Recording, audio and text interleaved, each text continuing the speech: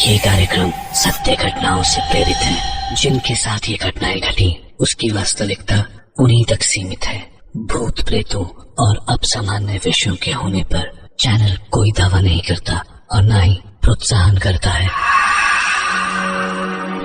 कहते हैं कि सारे रिश्ते और नाते ऊपर से बनकर आते हैं। एक सिर्फ दोस्ती ही ऐसा रिश्ता है जो हम खुद बनाते हैं।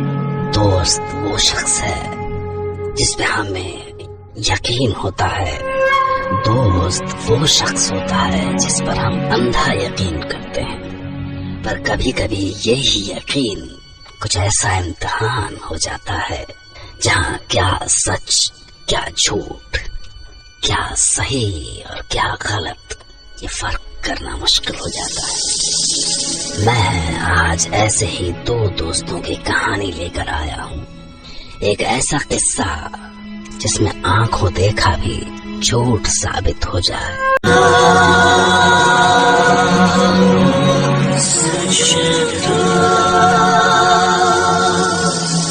आज की कहानी एक ऐसी रात की है जब दिल्ली में रहने वाले दो दोस्त ऋषभ और प्रतीक शहर के पास ही एक जंगल में कैंपिंग के लिए गए हुए थे।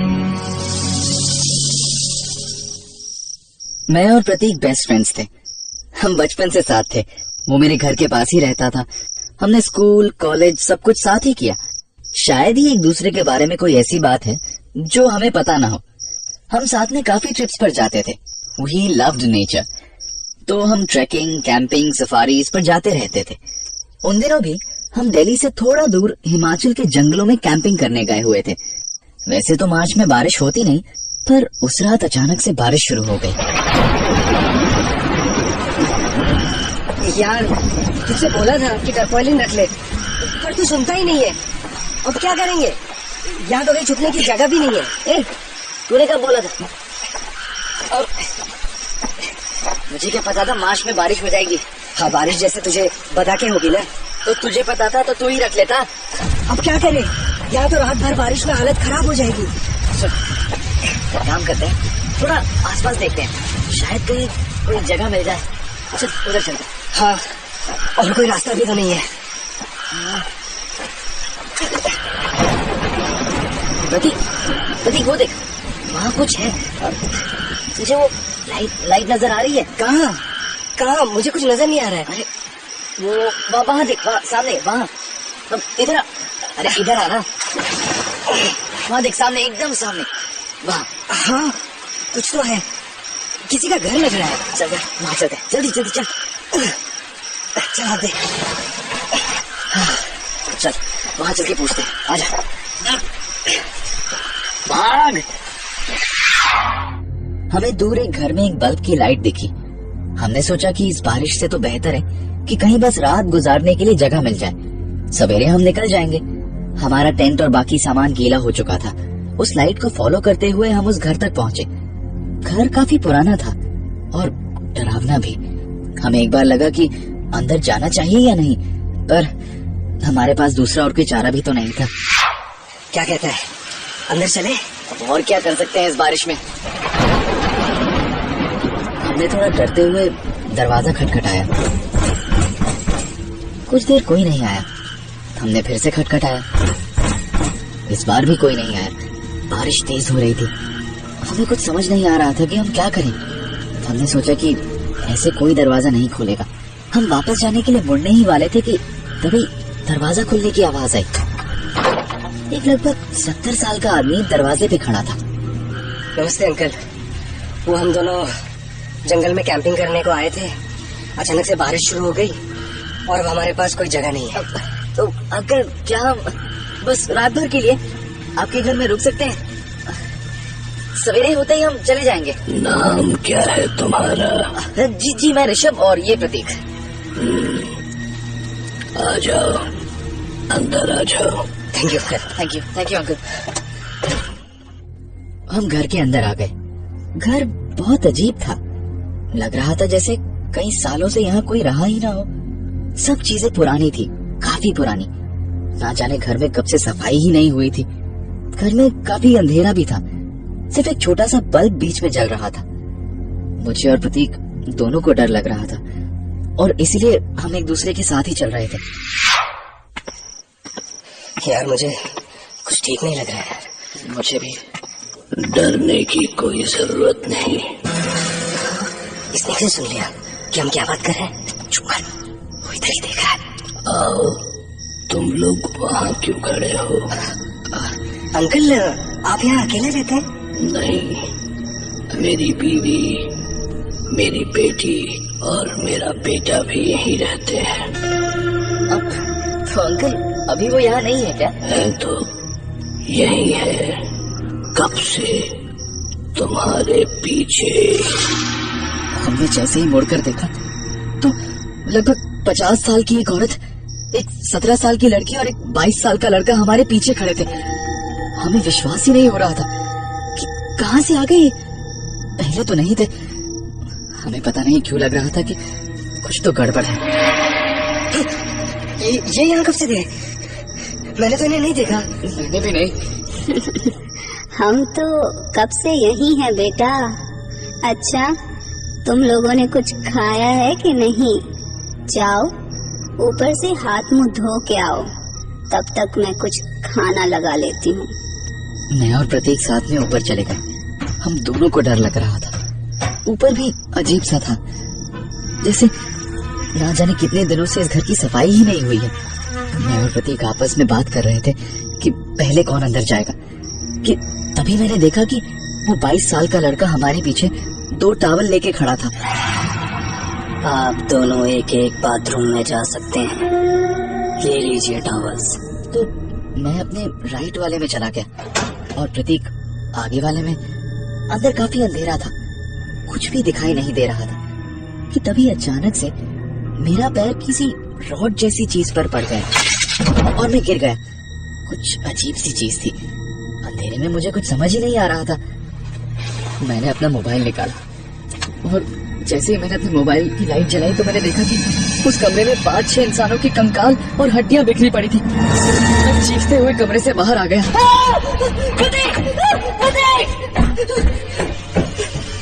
मेरी चीख सुनकर प्रतीक भी बाहर आ गया और वो 22 साल का लड़का भी। क्या हुआ? प्रतीक, वो अंदर। क्या हुआ? अंदर क्या है अंदर? प्रतीक, ये जगह, यहाँ कुछ। अंदर तो कुछ भी नहीं है। हटो, मेरे पास से हटो, मेरे पास मत आना। देखो प्रतीक। ओहो, क्या हुआ? रुक मैं देख कर आता हूँ।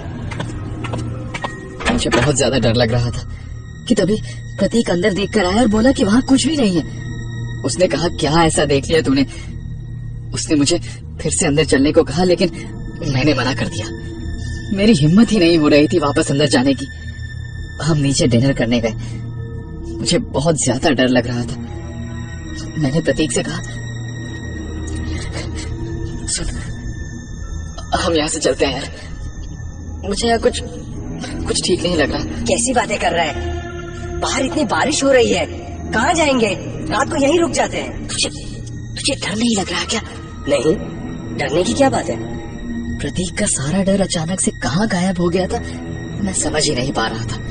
खाना भी मुझसे खाया नहीं गया।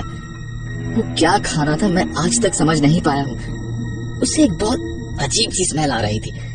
पर खाना खाते खाते मैंने जब टेबल के नीचे देखा तो उन अंकल के पैर कुछ अजीब से मुड़े हुए थे। उनमें कुछ एबनॉर्मल सा था। बाकी सबने जूते पहने थे तो मैं किसी और के पैर नोटिस नहीं कर पाया। बचपन की सारी डरावनी कहानियां मुझे याद आ रही थी। मैंने सोच लिया था कि अब हम यहाँ एक पल और नहीं रुकेंगे। मैं उठ गया और थोड़ा दूर जाकर मैंने प्रतीक को बुलाया। मैंने उससे बोला कि अब हम यहाँ से जा रहे हैं। ऋषभ, अभी बाहर जंगल में कहाँ जाएंगे? वहाँ तो और भी खतरा है। तू चल रहा है या नहीं? कोई नहीं जाएगा। यहाँ जो एक बार आता है तो वापस नहीं जाता। प्रतीक, तू ये क्या कर रहा है? प्रतीक मेरा हाथ छोड़। प्रतीक, प्रतीक, मेरा हाथ छोड़। प्रतीक, प्रतीक, प्रतीक, प्रतीक, मेरा हाथ छोड़। देख, ये क्या हो रहा था और प्रतीक क्यों इन लोगों का साथ दे रहा था? मैंने किसी तरह अपना हाथ प्रतीक से छुड़ाकर दरवाजे की तरफ भागने की कोशिश की, पर जैसे ही मैं दरवाजा खोलने वाला था, ना जाने कहां से वो बूढ़ा आदमी एकदम मेरे सामने आ गया। उसकी आंखें लाल थी और उसने मेरा गला दबाने के लिए अपना हाथ बढ़ाया।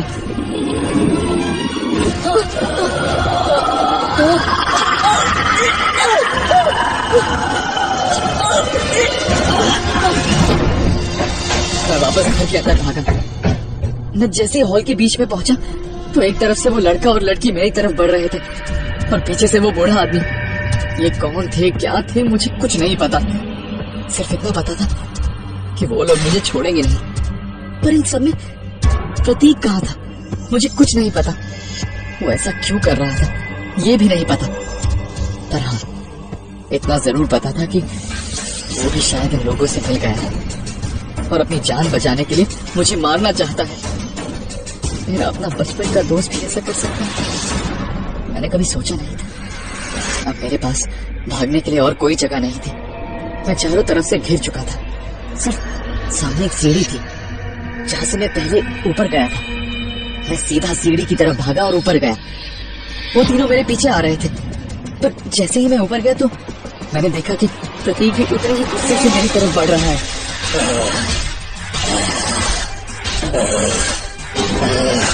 पहले मैं कुछ समझ नहीं पाया, पर जब वो पास आया कुछ बदला हुआ लग रहा था। वो तीनों भी ऊपर आ गए और मेरी तरफ बढ़ने लगे। एक तरफ से प्रतीक, जो कि लगभग अब मेरी बगल में आ चुका था, और दूसरी तरफ से वो तीनों, वो भी मेरे बगल में आ ही चुके थे। मेरे पास कहीं भागने का कोई चारा नहीं था। मैं पीछे होता गया और मुझे पता ही नहीं चला कि कब मैं सीढ़ियों की रेलिंग से पीछे गिर गया। बस मुझे अपने फर्श से टकराने की आवाज सुनाई दी।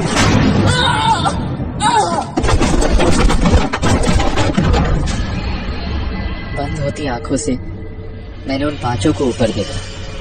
वो जोर जोर से हंस रहे थे और उन पांचों में एक मेरा अपना दोस्त था।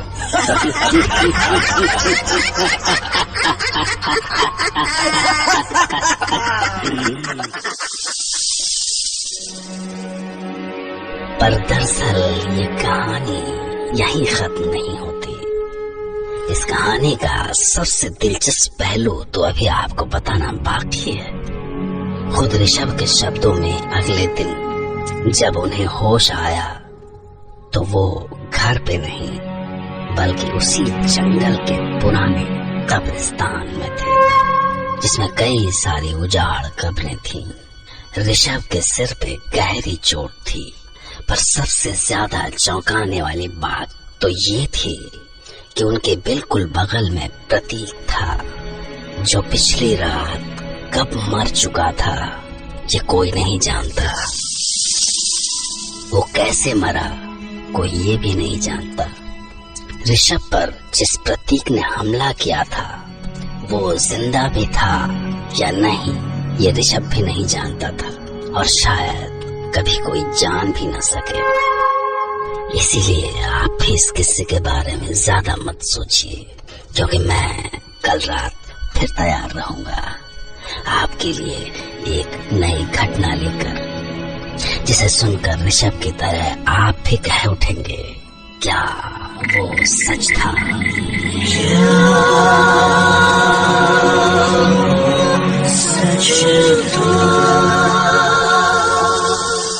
एक आखिरी बात, जिंदगी में दोस्ती, मजा, मस्ती ये सब जरूरी है, पर आप जो भी करें सुरक्षित होकर करें, जोश में होश न खोएं। अगर उस रात प्रतीक और ऋषभ पूरी तैयारी के साथ जाते तो प्रतीक आज भी हमारे बीच होता।